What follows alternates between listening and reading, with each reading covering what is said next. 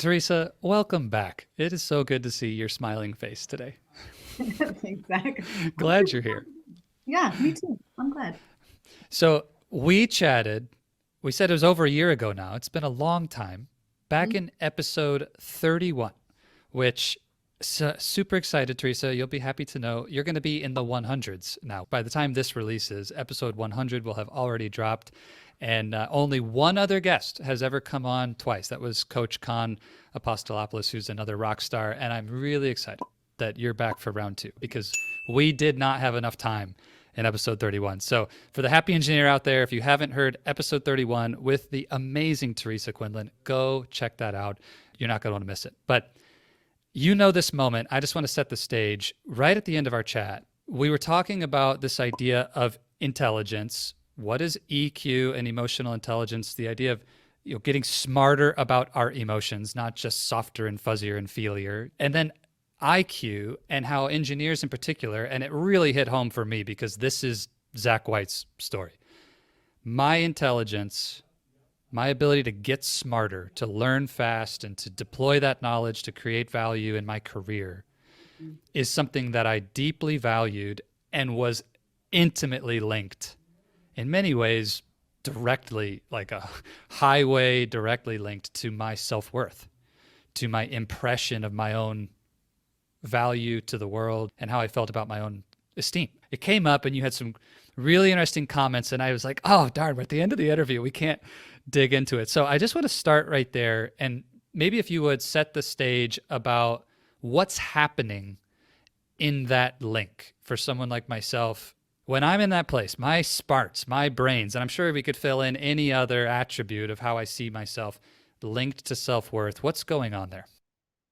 That deep, deep, deep connection starts a long time ago.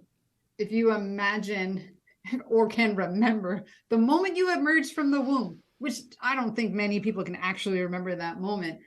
However, we can remember very early in our life entering a social environment that valued intelligence. In fact, valued the proof of our intelligence right from kindergarten. Things like gold stars beside your name when you were capable of doing something like numbers and circles and colors identification and all of these really things that maybe at the time seemed inconsequential, but they were setting the stage for us to connect a strong amount of self-worth to intelligence. And then it was just repeated year after year after year after year within a social structure of school. And 3 years old, sometimes people are entering school and they're coming out at 22, 23. That's a lot of years Yeah. to be pressurized under the value of intelligence equaling your value. Do you believe that that was by design, that we're being conditioned that way? Or is it just an oops consequence that then we come out of that system with this link and we're unaware of how it's impacting us? I don't think it was malicious. I don't think people got around a table and went, you know how we can, pardon my French, fuck everybody up. Let's do this. I don't think that was the intention. I also think that if we are parents that were under that social structure and also under then the parenting structure that reinforce the importance of that, Mm-hmm. if we're also parents now and we understand how it has impacted us, we might parent differently and not reinforce a value that might not be our child's natural value system. So I know for sure that intelligence was not a natural value system that I possessed. However, the school system and my parents reinforced that that was very important. Yeah. My son couldn't care less about the grade he actually gets. That's not to say he doesn't try hard. He certainly does. He just knows that it's kind of neither here nor there for him. He studies, does his best, gets a grade. Sometimes he's surprised by it, didn't think I'd do that well. And sometimes he's disappointed by it. I thought I did better than that. And then he integrates that sometimes into the next effort he puts forward. But he's not weighting his value. And you can tell he does not weight his value based on what that number says. That's so interesting. And Mm-hmm. my childhood experience was very different than that. My mom was a teacher, My grandma was an educator and superintendent. My aunt was a teacher, like all in that world of academics. And it was not pressure that you must get A's for me to love you or anything crazy like that. But my mom always said, Zach, my expectation of you is that you'll do your best. Mm. And you are very smart. Maybe in a way accidentally created a fixed mindset in me around this identity of being intelligent. But regardless, you are very smart, which was true. Mhm. And your best is A's. So I expect you to do your best. And that means A's. And I just connected that dot. And I actually never felt bad about that or like it was unfair or like I really just sort of accepted it and got straight A's. I was valedictorian and everything. It just, that's how it was. But Yeah. then to your point, I come out as an adult and now I have this deep conditioning around getting the A Mhm. in life, which, as you know, not always useful. And engineers, a lot of us can relate to that particular mindset. You know, there's a right answer. I need to get the A, get the grade, et cetera. And so let's link it then to this emotional intelligence world that is your zone of genius.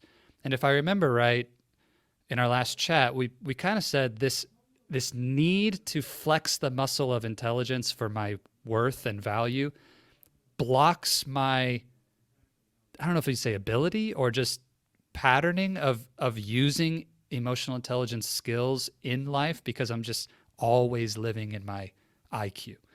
How does it relate? If we need to get better in Mhm. our EQ life to advance in our careers and to honestly just be more rounded and fulfilled and happy in life, where does the block happen? What is it about this link that makes it so hard to be great at EQ?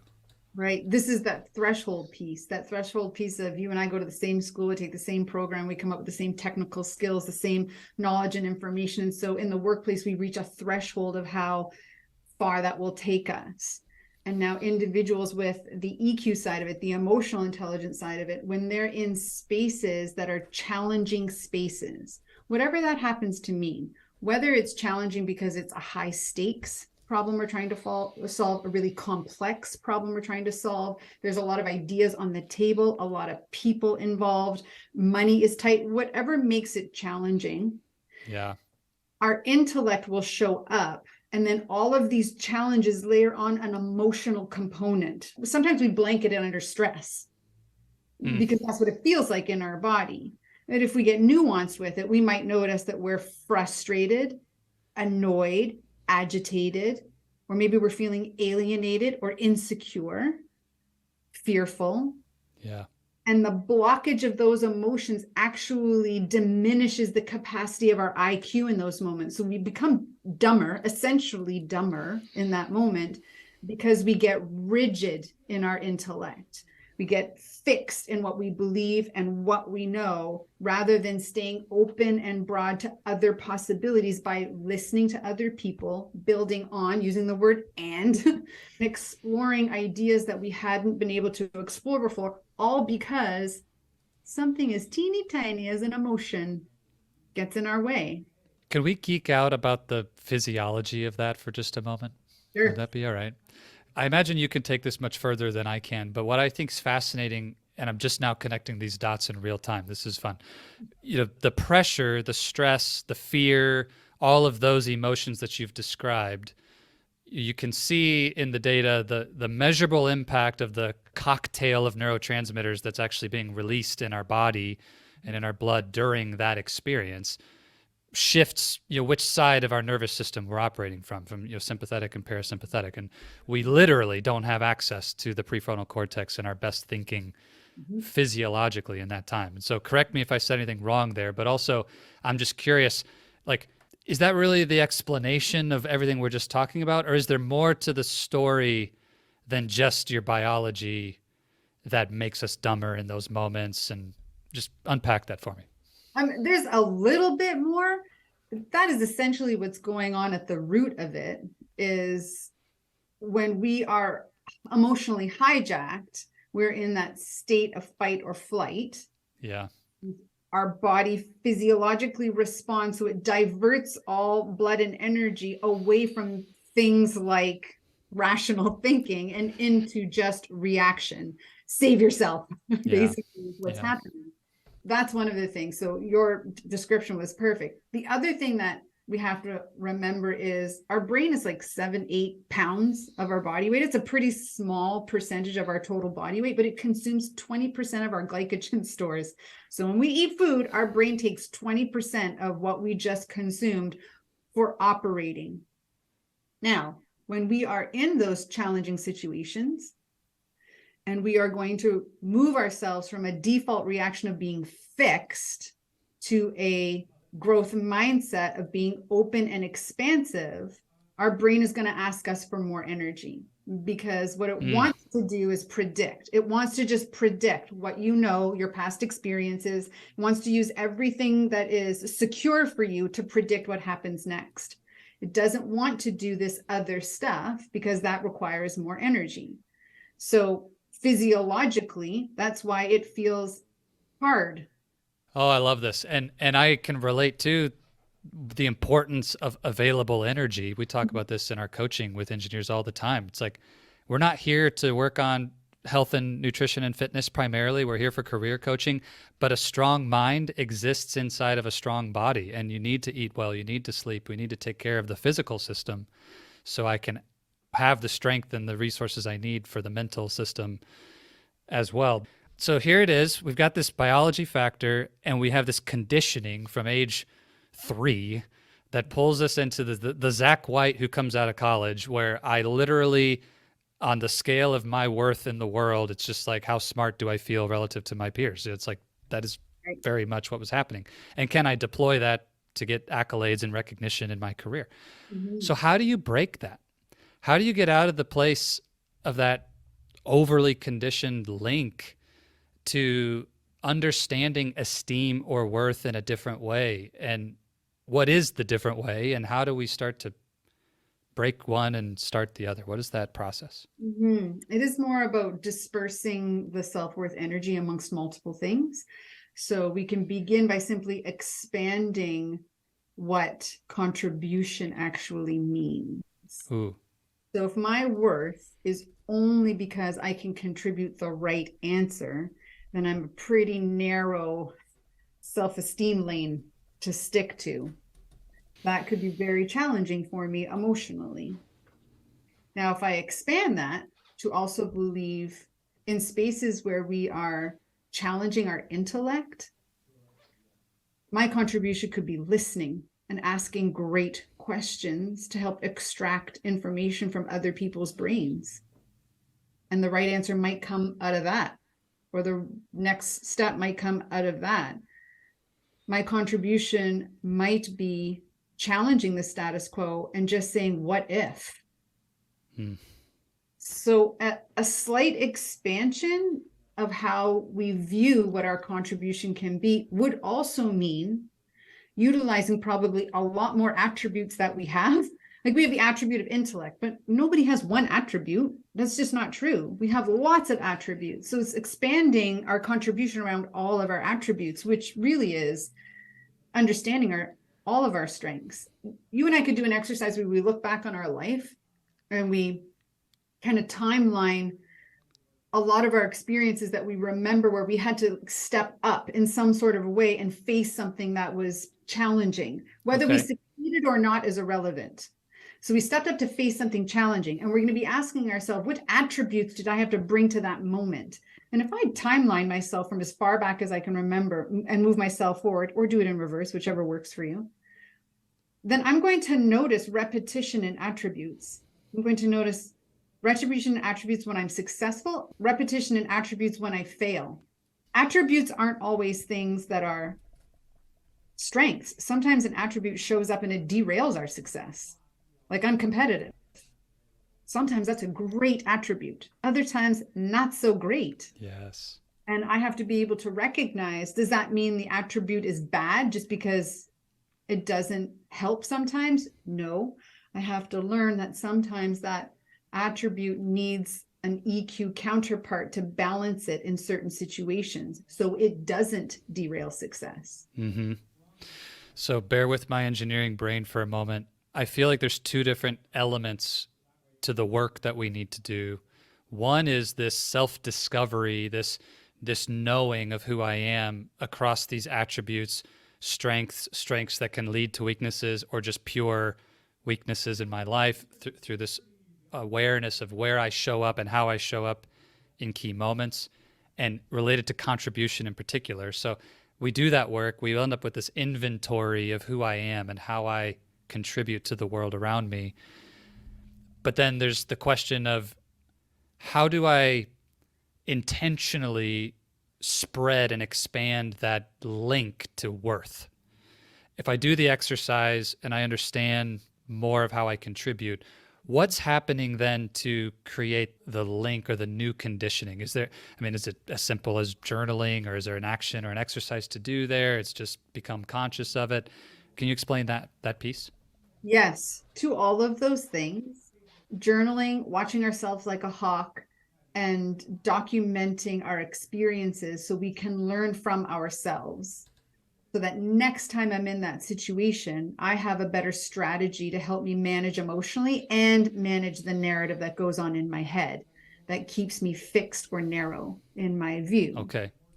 And so if I've done the self-discovery around what are my attributes and how do I contribute to the world and what is my purpose beyond this one thing, then while I'm doing this self-reflection, which is basically a journaling exercise, and I also have this attributes list built out, it becomes very easy for me to connect these two together and go, ooh, next time I'm in a situation like this, the thing I want to catch that I say is this. And then I want to go, stop, shh, quiet, that's not true. And I'm going to use this statement, which is grounded in objectivity. This is true about me. I'm not using sunshine, rainbows, and pom-poms, like, get over yourself, it'll be fine, it's okay. Because like a pep talk lasts 5 seconds, and we are Right. usually in challenging situations for a lot longer than 5 seconds. So we need something that grounds us objectively to believe what we're actually telling ourselves is true.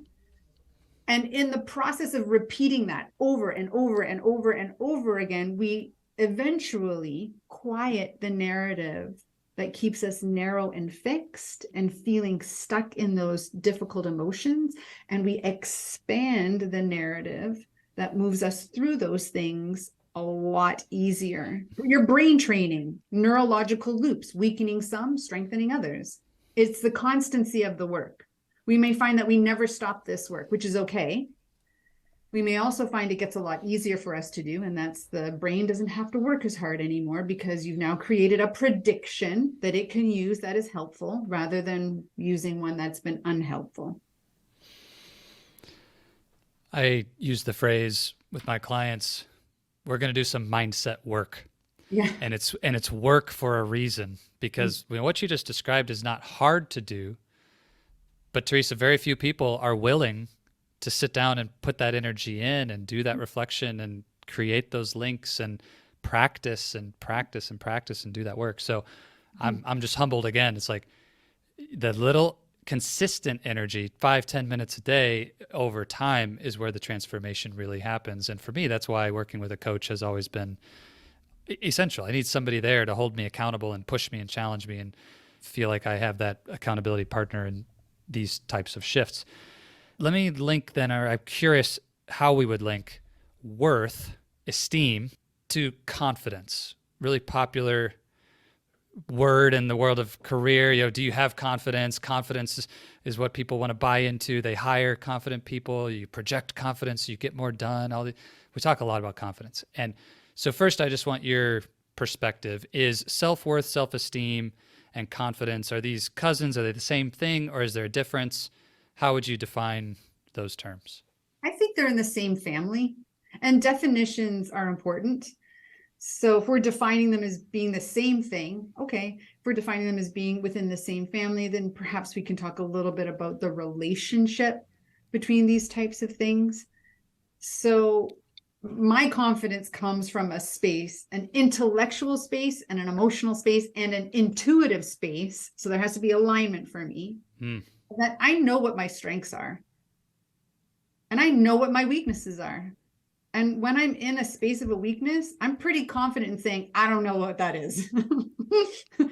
My esteem, my value doesn't waver when I have to say, I don't know what that is. I don't know how to do that. So for me, That is an element of confidence in knowing who I am, knowing what my capabilities are, and knowing what my capabilities aren't. My esteem is, it doesn't waver. My confidence doesn't waver when I have to admit either of those two things. My ego doesn't flare up when I talk about my confidence, or I talk about my skills or my abilities or what I know I can do. And my ego also doesn't beat me up when I say, I don't know how to do that. So my esteem is not finicky. I love that. And so, what is it in your experience that creates such a wave, such a fragility in people's confidence and esteem, this family of ideas and how we show up to a challenge? Call it imposter syndrome. We talk about these things that pop in. I have so many clients who are just crushing it in their careers, but one day they feel on top of the world, nothing can stop them. And then the next day, there's this deep doubt, this sense of self-doubt, and even beating themselves up or shame that can be piled onto that. So what is the thing that leads to this whiplash in confidence? Simplistically, it's choice of what I am believing. This is sometimes where the hard work of emotional intelligence comes in, because for me, it stems from radical personal responsibility. Why do I slingshot across moments of confidence and deep insecurity? I'm like, well, what are you telling yourself that would slingshot you into confidence? And what are you telling yourself that slingshots you into deep levels of insecurity? And I'm like, what do you mean? What am I telling myself? What goes on in your head that tells you you can't, you're not? And this is so timely because yesterday in a session with the client, she has a task of tracking and journaling exactly this type of thing: negative emotional experiences and catching narrative. And over several of the things that were tracked was, so-and-so said this to me when I was young. So-and-so said this to me when I was young. I was told this when I was young. And so I asked her, do you believe them to be right? So-and-so said X, Y, and Z to you. Do you believe that that is true? Well, no. I'm like, so why, when you hear it in your head, do you believe it? And the pause here is intentional, because that's silence is what happens in that Yes. space over and over again. When this is the topic and this is the question, it is silence until they ask me. I don't know. Why do I do that? I don't have a crystal ball here. I don't have a crystal ball here, except to be able to describe like the physiology of it's just a thought. You choose which ones you want to believe. I look outside and I'm like, the grass is green. I choose to believe that is the color of green. If someone came along and said it's yellow, now we have an argument on our hands. They're choosing to believe. If I have a thought that says I'm incredible and amazing, and I choose to believe that, wonderful. And I also have a thought that says you suck, you can't do anything. It's my choice if I want to believe that or not. So this is always going to take us back to that self-regard. What relationship do I have with myself? So which thoughts are actually mine and which thoughts don't belong to me? Oof. We have them. So we have to ask ourselves, how did they get there? We know how they got there. We've been exposed to everything. Our mind takes an imprint of all of it. And a lot of our mind operates in the subconscious. Like 95 to 98% of the time, our brain is just subconsciously looping stuff over and over and over again. So if I heard it once when I was 4, it's been looping for 46 years. Yeah. Okay, I'm going to be your client for a moment. Okay, coach, I get it. And I'm willing to accept responsibility for the fact that I'm making this choice to believe a thought that's not true, and it's creating this whiplash in my experience, which that's already a big hurdle for a lot of people to own that. But let's say, okay, I'm on board for that. But coach, I don't want to believe that negative thought that my dad told me when I was 7 that hurt me, but I have lived it out my whole life up till now, and I'm 37 and I still can't get that out of my head. I don't want to believe it's true, but I can't seem to not believe it. It just seems to have control over me. It's like on autopilot. Like maybe I'm not actually taking as much responsibility as I think I am, but that's the way it feels. It's like I don't want this, but it's just here. What do I do? So we have proactive practices for training our brain, and then reactive practices for when we notice it happening. So under self-regard, when we're doing these exercises, self-discovery exercises to discover what are my actual strengths? What are my attributes? What are my attributes? When do they show up as strengths? When do they show up as weaknesses? What are my qualities, characteristics, my values? What am I good at? What am I not good at? And like, I don't know about you, but we could fill a textbook of this kind of stuff. If we sat down and self-explored in this way, there would be reams of information. And I don't know if it comes out to 50-50. I'm willing to bet the things I'm not good at is a much bigger list than the things I'm good at. Much bigger list. There's so much stuff out there that I do not know. So from things like that kind of depth of self-exploration, we could do mind training, I am statements that resonate and speak of who we actually are. When we say them, we are not just saying them to say them, we're saying them to practice an emotional and logical connection to narrative. Yes. So if I say I am adaptable and I'm not actually adaptable, then I'm going to try to train my brain to believe something I don't believe. So I'm going to create an emotional dissonance. So when I say it, I'm going to feel something negative while trying to think something positive. And that never works. So our I am statements have to be spot on. I am impatient. Say it, feel it, learn it, agree with it when it's true. I am impatient. I can be impatient. So I'm not always impatient. I can be impatient. And this is when I can be impatient. And that's how it shows up as a weakness. So how I manage and navigate that is I am a great listener. So I have natural attributes that buffer other ones. Oof. Mantras do the brain training. Then which creates a narrative loop. So we're building neurological pathways. So we have internal dialogue that is healthy and accurate to what we know of ourselves, not to what other people have told us, what I know about myself. And now let's take a little tangent. What if I'm not very objective about myself? So this is where our interpersonal relationships, the ones that are really close to us, are super important, because we're going to want to bounce some of our thoughts off of people that we trust, lots of psychological safety, have deep compassion and love for us, want to bounce some of the things off of them. Reactively, when we find ourselves in the moment of the negative narrative, first we have to be aware it's happening. So we have to practice awareness, paying attention to ourselves, watching ourselves like a hawk. It's like self-listening. What did I just hear myself say to myself? Yeah, really good. I heard that thing that leads to this feeling, that leads to more of this thinking, that leads to this behavior that rubs everybody else the wrong way, or makes me withdraw, or makes me avoid, or I get super passive, or I get violent and really aggressive. Whatever it does, it leads to a toxic behavior. Yeah. We need to catch it and then have a powerful practice in that moment. My preference, my technique was to be like, shut up, Christine, because everything in my head that was negative that I would say about myself sounded a lot like things my mom said. And so I just called it Christine's voice. So I just like, okay, it's not true. I know it's not true. And that would quiet it long enough for me to actually manage my emotions and keep my intellect turned on.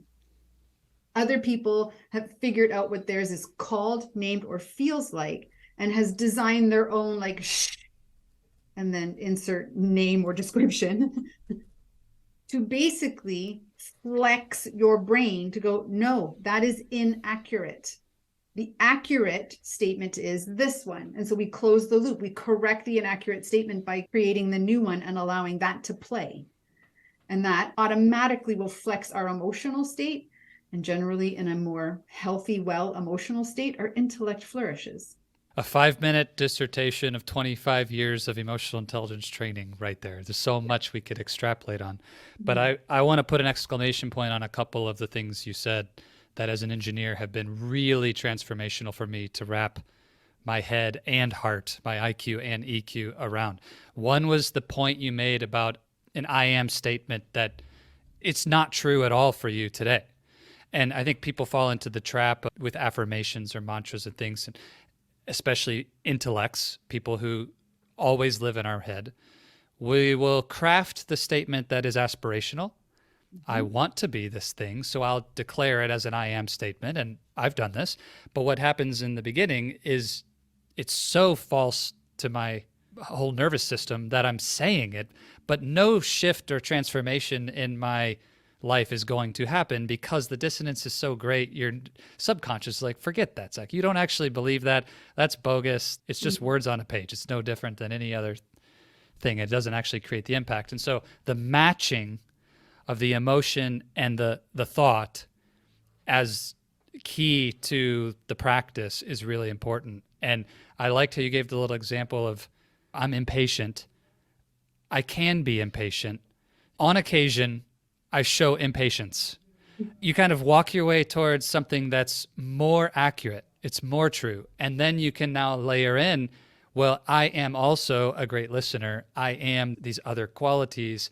And so now I begin to actually experience the shift because my heart and head are in congruence. There's coherence, if you will, between the two. I think that's so important because a lot of people give up on these kinds of practices because they don't see any shift or they just feel like it's a waste of time. It's like, that's not true. This is stupid. Zach's just telling me to lie to myself every morning. Why bother? So I think that's huge. And then the other piece of this that I don't want people to miss was this idea of how important the relationships to other people are to your own growth. Isolation is such a common thing with engineering leaders who I coach because it's uncomfortable to face these things. And it's new and my ego gets in the way and I'm smart enough, Teresa, to figure this out. I don't need anybody else. And we totally lied to ourselves about our growth journey. And so I just want to double down. I call it being fully known. But this idea of, you mentioned emotional, psychological safety and the willingness to tell each other the truth. Having someone or someone's in your life who know you in that way and you're willing to be known in that way with them, whew, that's like everybody needs that. So if you don't have that in your life, go get that. Let me ask you, in the world of, I think you called it inner engineering Right. before we hit record today, and I obviously as an engineer I love that phrase. Is there anything that you would give us to think about? Is there one space or one thing that you think unlocks or really builds momentum for someone in this idea of inner engineering that you would just point to and say, like, this is the place where you get the most leverage when you come into this knowing yourself and wanting to inner engineer? What would that be? Oh, that is a loaded question. One, because this area is so tricky. It's so volatile. It's equal parts fascinating when we learn things about ourselves and equal parts painful. Yeah. And I think one of the pieces that maybe doesn't unlock it, but one of the pieces that we have to recognize is it's hard. This kind of inner engineering is hard work. You will meet questions where you're like, I don't know. And you'll experience a level of frustration because we'll hear a voice in our head that says, how do you not know about yourself? This is a question it's asking about you. How do you not know the answer to that? And the level of frustration, I'm in my own way of achieving what I need to achieve, can completely derail us and send us off of the work in a snap of a finger. I'm not doing this anymore. It's too hard. I should know it. If I should know it, why should I be doing it if I don't know it? Like, our own narrative will completely send us into the stratosphere. Yeah. So what I Or, think is really important is that emotional self-awareness is it's going to be hard. yeah. Accept that it's going to be hard. Sometimes it's going to suck. Sometimes it's going to be painful. And also it will be interesting, fascinating, life-changing. You'll have moments of complete joy when you unlock things that you learn and know about yourself, as much as you might even find yourself crying, not because you're sad, but maybe because you are sad for the pain you've been in. And here's your moment to let it go. And so it goes. And that, for me and a lot of my clients, that's how it comes out when it goes. I'll just confess my weakness in this work is because it's hard and because it's uncomfortable and terrifying and not easy to wrap my head around, because it's not happening in my head, it's happening in this emotional realm. And just stay busy. I just don't have time for this work. I numb it out by working harder on my career, or I need a break. I'm just going to watch TV, or I've got stuff to do with the family, or you just stay too busy to make time for yourself to do that exploration. And I was guilty of that for a long time. And I still, to this day, as a coach, having done a ton of this work, will fall into that pattern of I have too much to do to make time for myself to continue as if I've arrived, which is such a complete joke, though this work doesn't end at any point. And I think this is why you can go through your 20s and 30s and 40s and wake up one day not knowing yourself at all, because you just occupied yourself with the things that are totally reasonable to occupy yourself with and never do the work. So I guess my heart's cry would be, don't be Zach in that regard. Get started right now. Listen to Teresa. Go get help and do it. But I don't know. Do you want to add anything to that before we? Yeah, I love that share, because it also made me think about when we are intellectuals, a full circle moment here. When we are highly intellectual, a lot of what we do is pen to paper. We want to write things down. We want to answer the questions, get it out there. Correct, check mark, check mark, check mark. We want to do that sort of thing. Self-discovery, I find way easier to do when I'm gardening, out for a run, on a drive. I find that the allowing myself to contemplate is a much more emotionally well space than seeing the question on paper and trying to come up with all the answers. So approaching it from, can't remember who coined the phrase, an emotion scientist. It could be Mark Brackett. Approaching it from like a scientist, a curious and experimental, a what if. Like, these are just theories I'm rolling around with. None of it's fact yet. I'm rolling around with some theories and seeing what unlocks or lands that feels like, ooh, that's it. And basically what I coach myself on and others on is when you go, oh, that's it, then you know you hit it. But if you're still like, I'm not really sure, then you're right. You're not sure yet. So you're not done experimenting yet. You're not done contemplating yet. These things take time, and you're worth the time. Oh, yes, you are worth the time. Teresa, thank you for this. Your time is amazing. I could go all day talking about these things with you. In episode 31, when we got to the finish line and I asked about our usual question, how do we want to guide and lead an engineering, a happy engineer out there who wants more from their life and wants to unlock the EQ side? And you challenged us that time around definitions. I'm not going to spoil it. If the happy engineer listening didn't listen to it, go check out episode 31.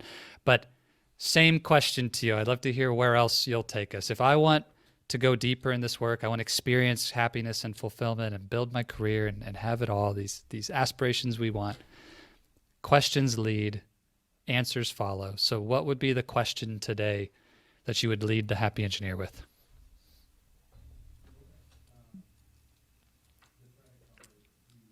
What am I shoulding? That makes sense? It does. What am I shoulding? What am I shoulding? What am I supposed to ing? What am I obligation-ing? So in what I'm experiencing, what is actually from me and what is socially imposed? Yeah. Woo. That's good. One of my favorite phrases is don't be a should head. And yeah, wow. Okay. That's something to take home. Teresa, thank you so much. I want to acknowledge you, your work, your expertise, your generosity. It's just fantastic. It's a pleasure to know you. I wish you a ton of success and appreciate what you bring to me and to the Happy Engineer community with your genius. And how can people get connected with you and get to know more about your work and the expertise if they need help in this space? My website is best, iqeqtq.com, and that'll take you to all the socials. There's just one, LinkedIn. And programs and work and being able to connect, but also my YouTube page where there's just a library of videos of snippets like this that you could just munch on. You can consume it bit by bit by bit, learn something about yourself, put it in action, learn about yourself, put it in action. You could do that for, I was going to say days on end, but there's probably 400 plus clips there. So years on end. Yeah, I love that. And I'll just acknowledge for you, for the engineer mind, part of why I love your approach is because it's not just this EQ bubble where we need to ignore our IQ in the process. You're very, very good at bringing your whole self, your total intelligence into the conversation. And so I think every happy engineer will love your work. Teresa, thanks again for your time today. This is fun.